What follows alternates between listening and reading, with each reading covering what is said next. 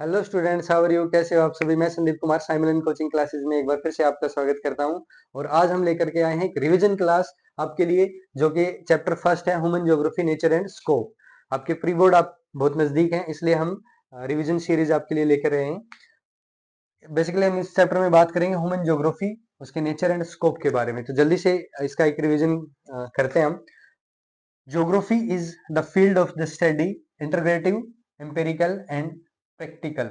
यानी कि ज्योग्राफी जो है वो स्टडी है, इंटीग्रेटिव का मतलब है एकीकृत करता है, एम्पिरिकल मतलब अनुभविक अनुभव के बेसिस पर, और प्रैक्टिकल मतलब जो प्रयोग के आधार पर है, प्रयोगात्मक है। तो यानी कि वो उन सब चीजों को, फिनोमिना को जो है वो स्टडी करता है। देन उसके बाद it study each and every event on the earth over space and time. यानी कि हर एक इवेंट को जो किसी भी पर्टिकुलर रीजन, स्पेस, स्थान पर घटित हो रहा है, किसी भी टाइम, पर्टिकुलर टाइम में हो रहा है, उस सभी इवेंट को ये स्टडी करता है। Human geography study the relationship between man and nature. ये इसका मेन या फिर ये कहीं कोर कंसर्न है कि ह्यूमन ज्योग्राफी जो है वो अपने नेचुरल और ह्यूमन के रिलेशनशिप को स्टडी करती है। ठीक है। Geography can be studied through the law making for और डिस्क्रिप्टिव। यानी लॉ मेकिंग का मतलब यहाँ पर क्या है भाई?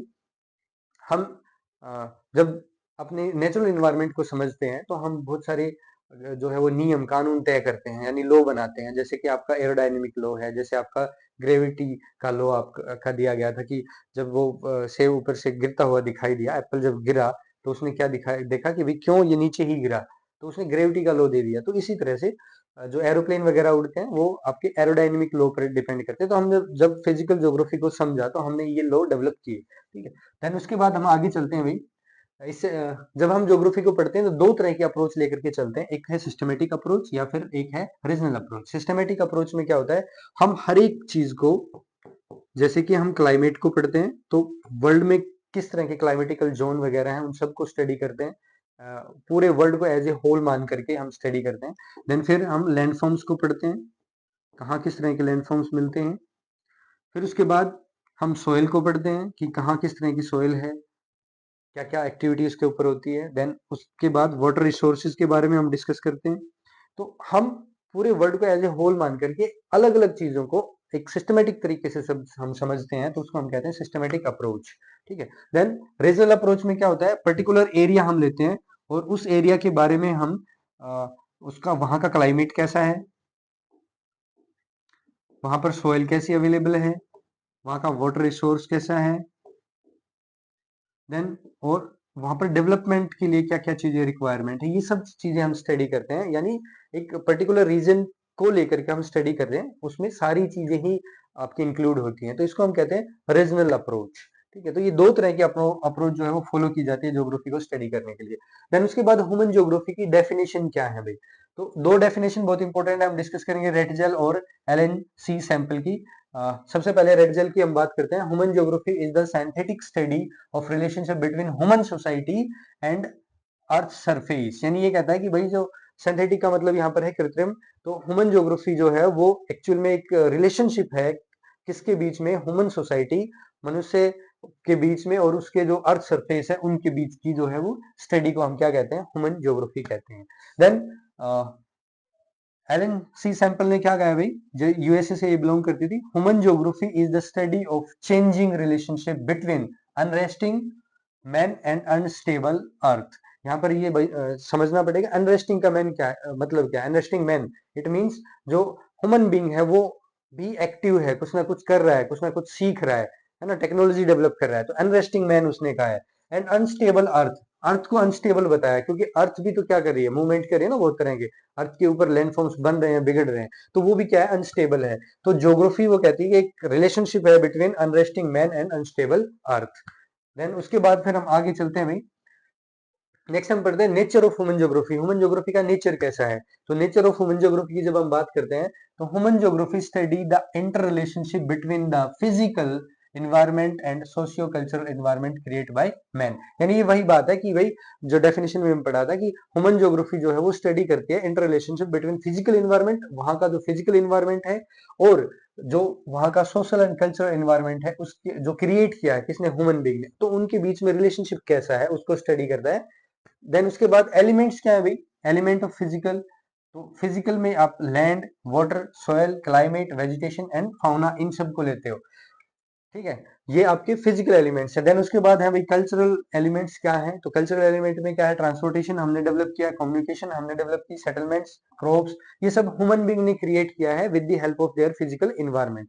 तो ये आपका क्या है, कल्चरल एलिमेंट्स है, ठीक है। सेटलमेंट्स आप देखते हो, नगरीकरण जो अर्बनाइजेशन जिसको हम कहते हैं, या फिर रूरल सेटलमेंट्स हैं, तो वो सारी हमने क्रिएट की है हमारे नेचर की हेल्प से और उसी के अकॉर्डिंग, ठीक है। देन उसके बाद नेचराइजेशन ऑफ ह्यूमन, ह्यूमन बीइंग कैसे अपने नेचर के अकॉर्डिंग ढला है ना, किस किस तरह से उसने नेचर को एक टूल के रूप में यूज करना शुरू किया है। देखते हैं यहाँ पर, देखो क्या है, man interact with nature with the help of technology, अपनी जो नेचर के साथ वो किसी न किसी टेक्नोलॉजी के साथ क्या है, इंट्रोड्यूस होता है, इंटरेक्ट करता है।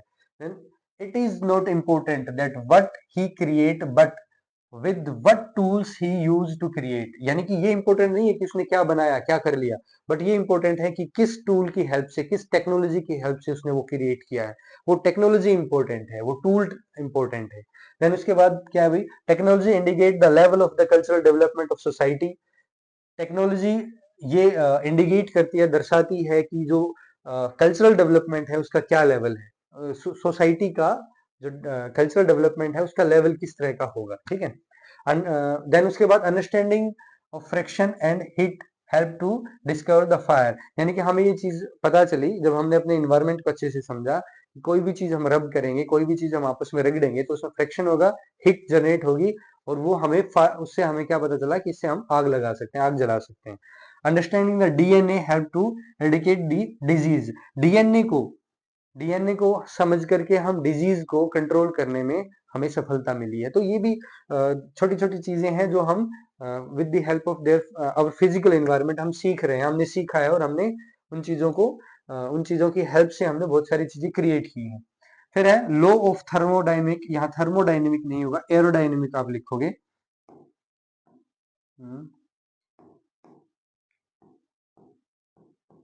एरोडाइनमिक लिखोगे, law of aerodynamic help to develop fast planes, हमने एरोडाइनमिक लॉ को समझा तो हमने फास्ट प्लेन डेवलप करना सीख लिया, अब कितनी स्पीड से हम एक जगह से दूसरी जगह जा सकते हैं।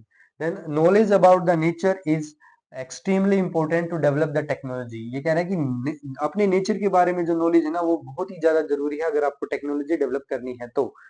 देन उसके बाद the interaction between primitive society, ये बहुत ही इंपॉर्टेंट लाइन है भाई, interaction between primitive society and nature is called the environmental determinism. Primitive का मतलब यह है प्रारंभिक या आरंभिक, जो पहली सोसाइटी थी वो अपने नेचर के साथ इंटरेक्ट हुई थी, तो वहां उस समय ना कोई टेक्नोलॉजी थी ना कोई डेवलपमेंट था, तो वो पूरी तरह से इन्वायरमेंट की कंट्रोल में थी, वो लोग अपने नेचर के अकॉर्डिंग काम करते थे, उसी के अकॉर्डिंग खाते पीते रहते थे, और उसी के अकॉर्डिंग वो पहनते थे, है ना।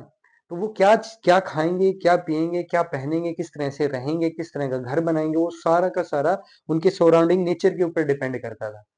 जिसमें आपने एनसीईआरटी जब पढ़ी होगी तो उसमें बिंदा का एग्जांपल पढ़ा होगा, वो बेस्ट एग्जांपल है इन्वायरमेंटल डिटर्मिनिज्म के लिए, कि वो अपने सराउंडिंग रहता है और वहां पर जो भी रिसोर्सेज अवेलेबल है वो उनको यूटिलाइज करता है अपनी लाइफ में।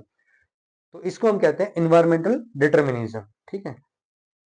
मदर नेचर इसको बोला जाता है कि जो नेचर है वो हमारा पालक है, पालक पोषक जिसको हम बोलते हैं, जो हमारा पालन पोषण करता है, और उसी के अकॉर्डिंग हमें रहना पड़ता है। हम डरते थे इस पर्टिकुलर इरा में नेचर से, क्योंकि जब भी कोई ऐसी डिजास्टर आ जाता था, कोई बाढ़, सूखा या तूफान वगैरह आ गया, तो ह्यूमन बीइंग ये सोचता था कि नेचर जो है वो हमसे खफा है, नाराज है, तो वो हमसे बदला ले रहा है। देन उसके बाद फिर हम किस पे आते हैं, नेक्स्ट जो स्टेप है वो है आपका ह्यूमनाइजेशन ऑफ नेचर। अब हमने नेचर को थोड़ा थोड़ा मॉडिफाई करना सीख लिया, उसको बदलना सीख लिया। हमने क्या किया, with the development of technology, यानी टेक्नोलॉजी के डेवलपमेंट के साथ पीपल अंडरस्टूड दी नेचर वेल, यानी कि पीपल जो है यानी लोग अपने नेचर को अच्छे से समझने लगे। They move from stage of necessity, to the stage of possibility. यानी यहाँ नेसेसिटी मतलब क्या है कि जो जो इन्वायरमेंटल जो आपका जो लास्ट हमने पढ़ा था ना, इन्वायरमेंटल डिटर्मिनिज्म, हाँ, इसमें आपकी क्या थी, स्टेज ऑफ नेसेसिटी थी, यानी कि हमें क्या करना है ये डिपेंड करता था नेचर के ऊपर। बट हम अब इस स्टेज ऑफ नेसेसिटी से निकल करके कहाँ आ गए हैं, स्टेज ऑफ पॉसिबिलिटी पर आ गए हैं। यानी कि अब हम संभावनाओं को तलाश पा रहे हैं, पॉसिबिलिटीज को तलाश पा रहे हैं कि हम क्या कर सकते हैं। ठीक है, हम किस तरह से अपने नेचुरल इन्वायरमेंट को मॉडिफाई कर सकते हैं, उसकी हेल्प से हम क्या बना सकते हैं। तो हमारे पास टेक्नोलॉजी आ गई। देन उसके बाद human activities create the cultural landscape. Human activities क्या करने लगी, कल्चरल लैंडस्केप क्रिएट करने लगी। हमने रहने के लिए घर बनाना सीख लिया, हमने रोड बनाना सीख लिया, हमने फास्ट प्लेन बनाना सीख लिया, है ना, हमने डैम बनाने सीख लिए फ्लड को कंट्रोल करने के लिए। तो ये सब चीजें हमें जब आ गई तो हम फिर किस स्टेज में आ गए भाई, so it is called the possibilism. इसको क्या बोला गया, क्या इस स्टेज को पॉसिबिलिज्म बोला गया। ठीक है, देन उसके बाद नेक्स्ट जो है वो हमारा थर्ड कॉन्सेप्ट है, वो क्या है भाई, नियो डिटर्मिनिज्म। नियो डिटर्मिनिज्म का मतलब ये, इसको दूसरा इसका नाम क्या था, स्टॉप एंड गो डिटर्मिनिज्म। यानी कि रुको और चलो, stop and go.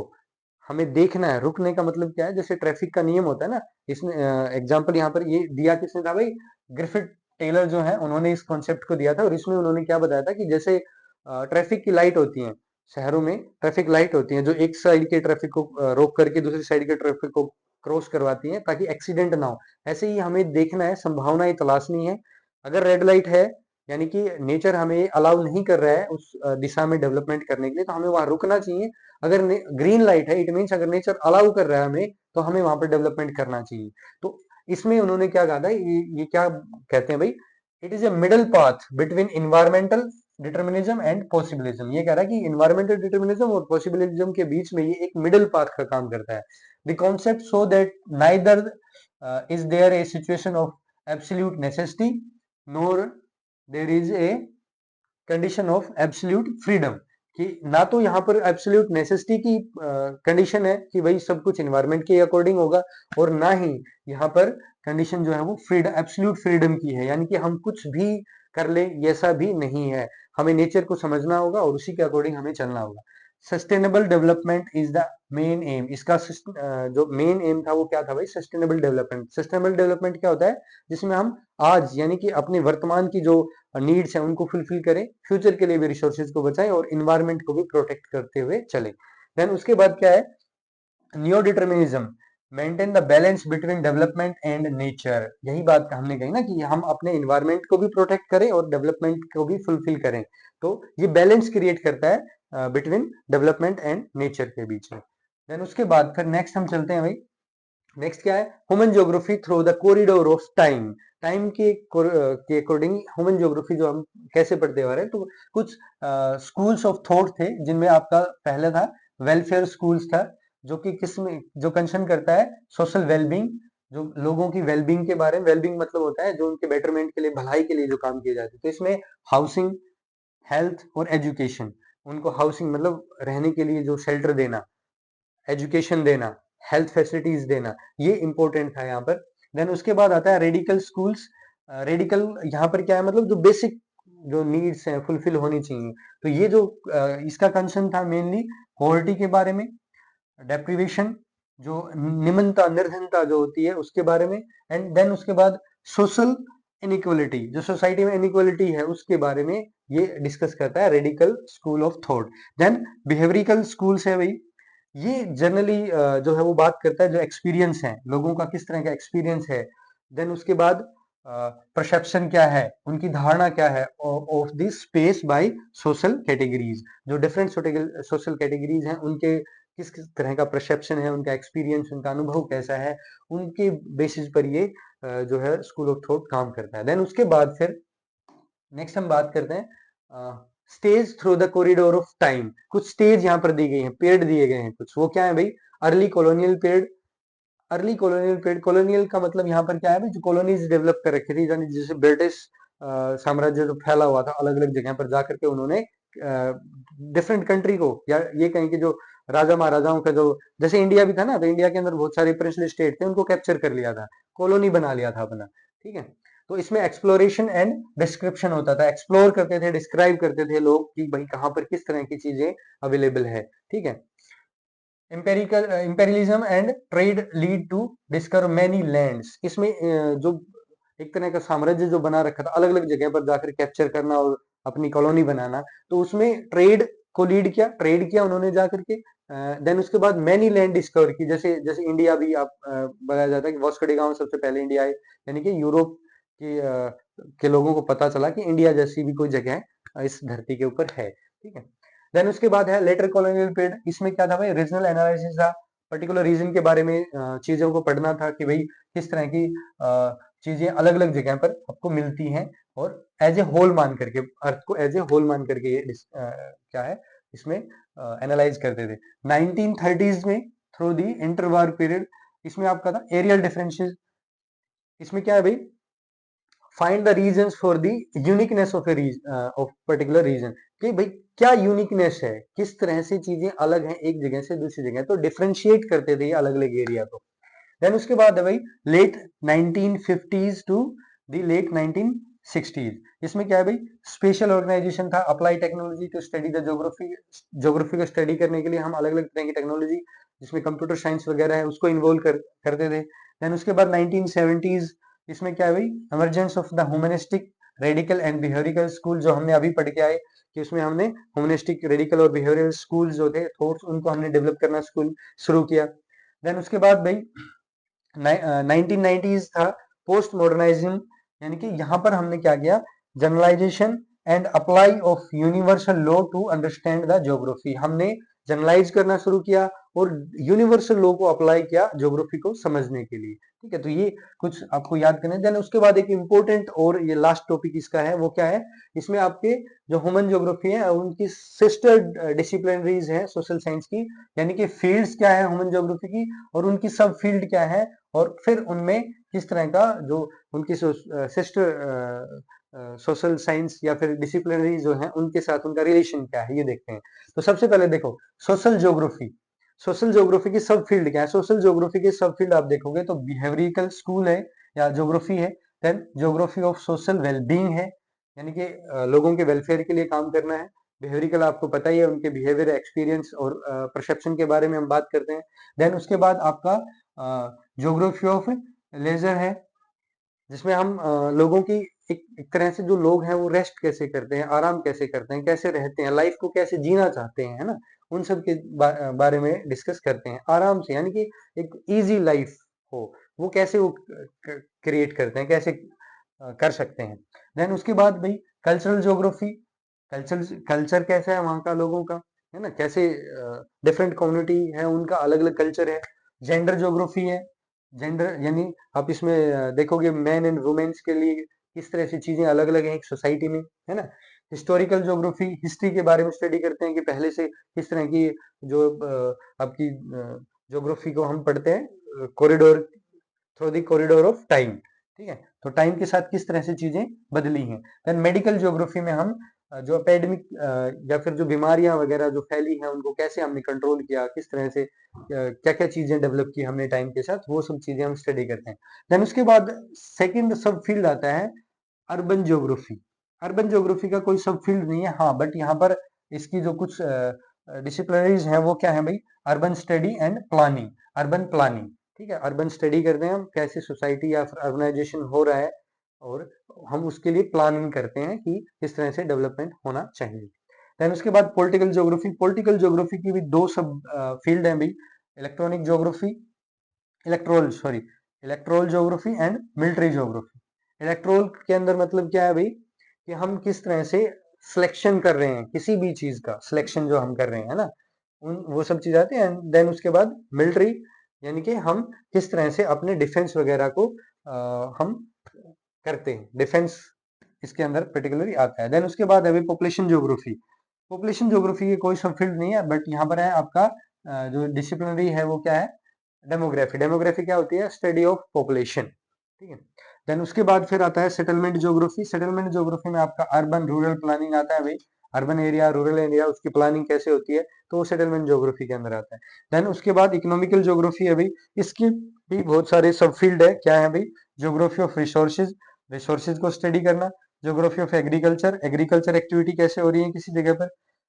Geography of industries, industries किस तरह से डेवलप हुई, क्या क्या इंडस्ट्री है। ज्योग्राफी ऑफ मार्केटिंग, मार्केटिंग कैसे होती है, बिजनेस स्टडी कैसे होती है, ठीक है, वो सब चीजें हैं। ज्योग्राफी ऑफ टूरिज्म, टूरिज्म कैसा है भाई वहां पर, किस तरह से मैनेजमेंट होता है, क्या क्या क्या चीजें हैं वहां पर देखने लायक, वो सब चीजें।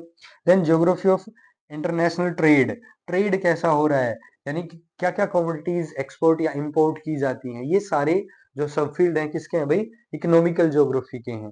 तो ये हम ऑलरेडी डिस्कस कर चुके हैं, एग्रीकल्चर है, रिसोर्सेज हैं, इकोनॉमीज है, ठीक है। तो ये आपकी क्या है भाई, सब फील्ड है किसकी, इकोनॉमिकल ज्योग्राफी की।